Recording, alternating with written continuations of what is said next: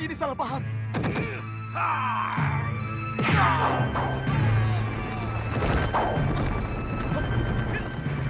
Sudawirat pun terus dihajar Patih Batik Madrim tanpa ampun. Tapi tiba-tiba Raja Samuka dengan sangat cepat merampas kepala itu. Patih Batik Madrim pun melihatnya. Tapi begitu dihentikan sungguh aneh, malah ternyata yang berhenti Uyut Sawega. Tunggu! Dan Patih Batik Madrim semakin dibuat bingung. Gusti Patih, tolong jelaskan Uyut. Siapa kalian sebenarnya? Apa yang telah kalian lakukan terhadap Dinda Prabu Angling Dharma? Jangan marah dulu Gusti Patih. Ini pasti telah terjadi kesalahpahaman. Kenyataan telah membuktikan. Dan bahwa tiba-tiba Sudawirat ada tidak bisa suara tanpa dipercaya. rupa yang memanggil Termasuk kamu, Patih Sawega. Batik Madrim. Tapi begitu menampakkan dirinya, ternyata Gusti Prabu Angling Dharma yang datang bersama Resi Naga Pertala, yang Apa yang berwujud kalian ular naga. Jadi, yang saya lihat tidak nyata. Ini karena kesaktian Resi Naga Pertala, Kanda Batik Madrim. Iya, Gusti Patih, iya. Bagaimana ceritanya, Dinda Prabu? Begini, ini semua diawali ketika Sang Resi Naga Pertama melihat kemunculan Raja Saputra dari Busrang.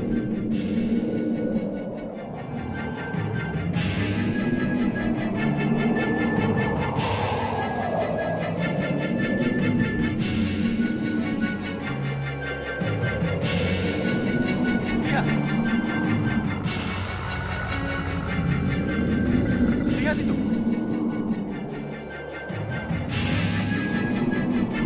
Sang Prabu, kelihatannya ada sesuatu yang akan terjadi. Apa itu Sang Resi? Tidak tahu, tapi lihatlah.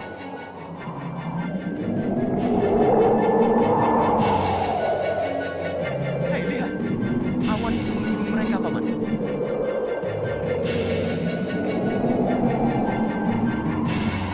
Begitu melihat adanya bahaya, Sang Resi Naga Pertala menawarkan satu jalan keluar pada saya.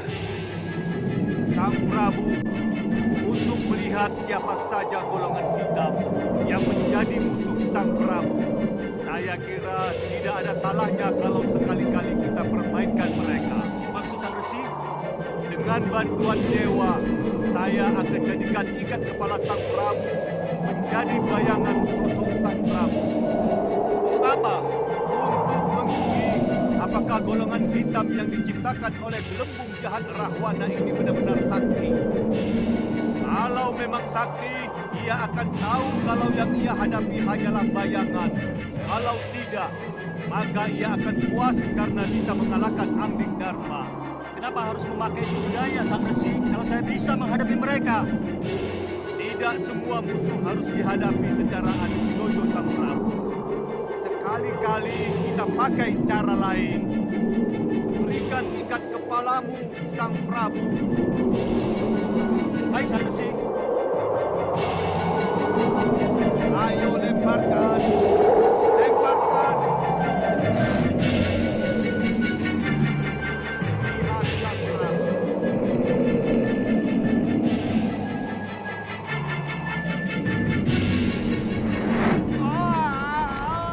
Kita bisa kehilangan jejak kalau kejadiannya begini. Tidak, Paman. Lihat itu. Rupanya tugas kita dipermudah, Paman. Iya. Sesuai janji, saya akan meninggal kepala Angling Dharma. Siaga dan lindungi saya, Paman. Iya, baik.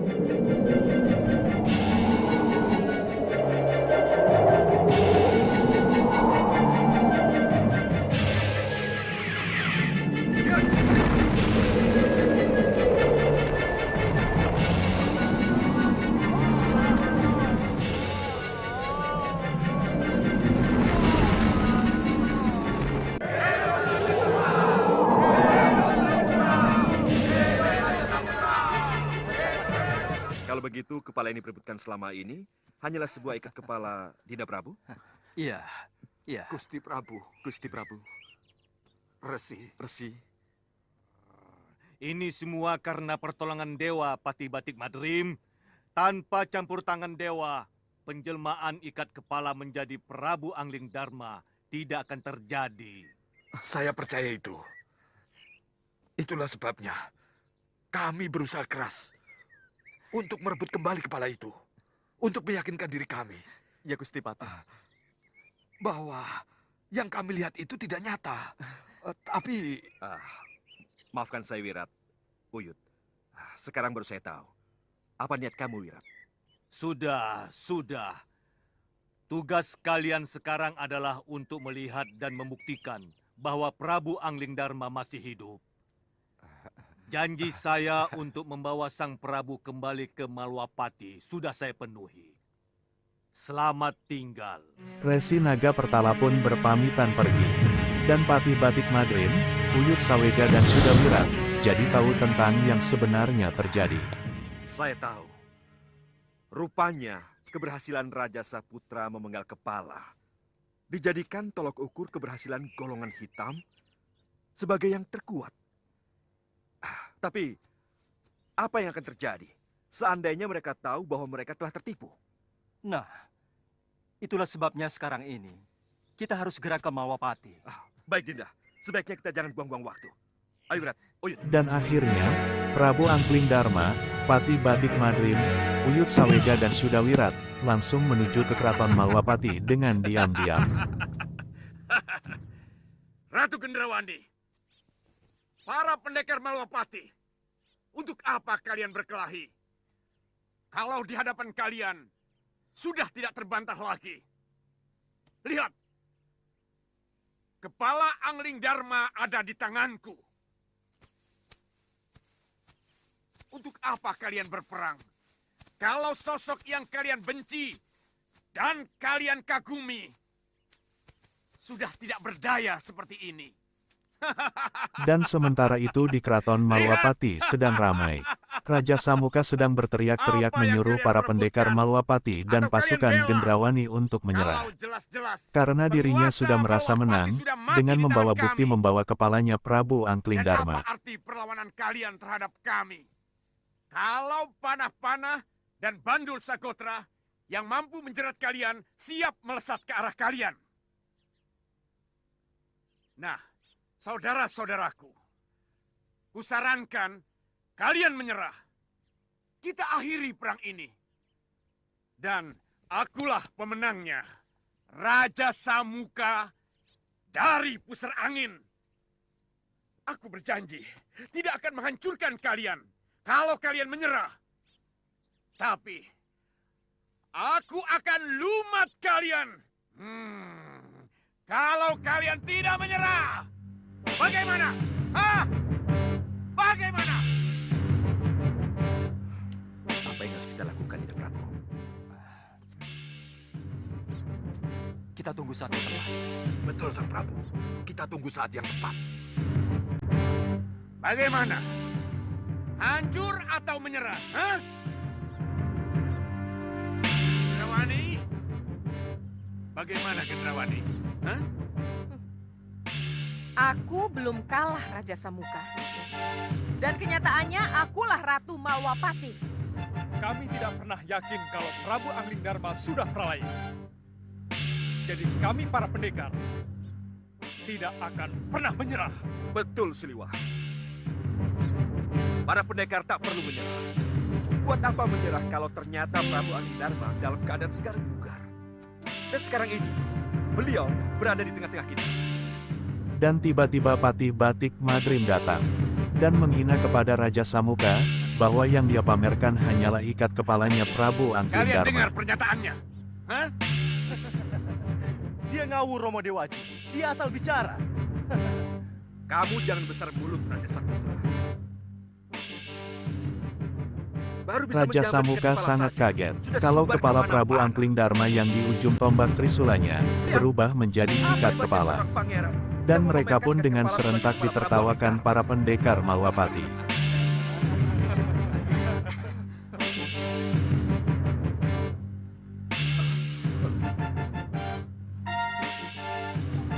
Kurang ajar. Kenapa jadi begini? Madrim, permainan apa ini? Hah? Aku masih hidup, Raja Samuka. Dan akhirnya Prabu Angling Hanya Darma ikat pun kepalaku datang. saja yang Mereka mengangkut semua senjata dibuat putra kaget mahkota. dan penasaran. Terlebih kaget lagi Raja Saputra, orang yang telah merasa memenggal kepalanya Prabu Anglingdarma dengan tangannya sendiri. Saya tidak menyangka akan jadi begini. Baik. Kamu menang, Anglingdarma. Kamu berhasil mempermalukan kami. Ini kukembalikan kepadamu. Dan saking malunya dan merasa dipermalukan, akhirnya Raja Samuka langsung menyerang Gusti Anglingdarma dengan tombak trisulannya. Dan pertarungan Prabu Anglingdarma dan Raja Saputra pun terjadi. Kami yang menghadapinya, Gusti Ratu. Kita mundur saja, Samuka. Lebih baik kita masuk. Kita pertahankan keraton Malwapati daripada kita harus terlibat dengan urusan mereka. Ya, saya setuju. Biar aku yang menghadapi mereka. Ketika Prabu Anglingdarma dan Raja Samuka sedang bertarung, dengan diam-diam Ratu Gendrawani dan sekutunya serentak menghilang.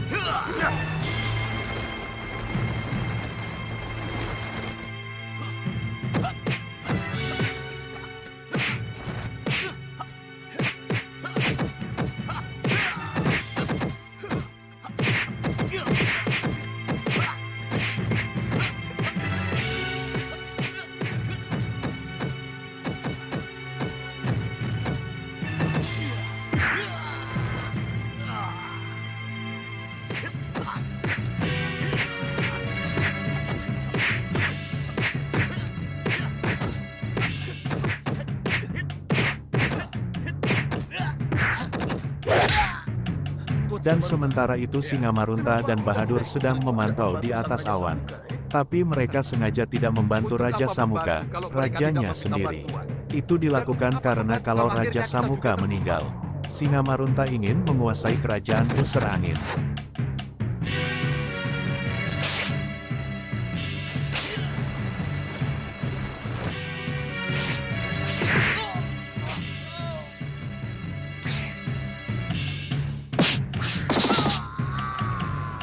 Anglingdarma mengeluarkan busur panah pasopatinya, dan langsung diarahkan ke tubuh Raja Samuka yang sedang melayang di angkasa. Anak panah pun dengan tepat mengenai tubuh Raja Samuka, dan akhirnya Raja Samuka tewas.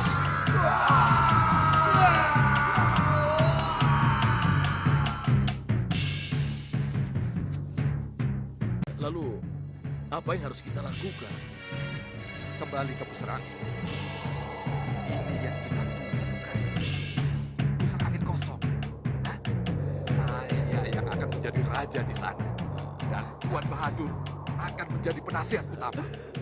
Singamandala dan anak buahnya akan menjadi patih dan benteng Pusar Angin kita. Saya punya setuju. Saya setuju, Tuan Singamarunta. Bila Anda menyukai film kolosal ini, saksikan terus episode selanjutnya. Terima kasih.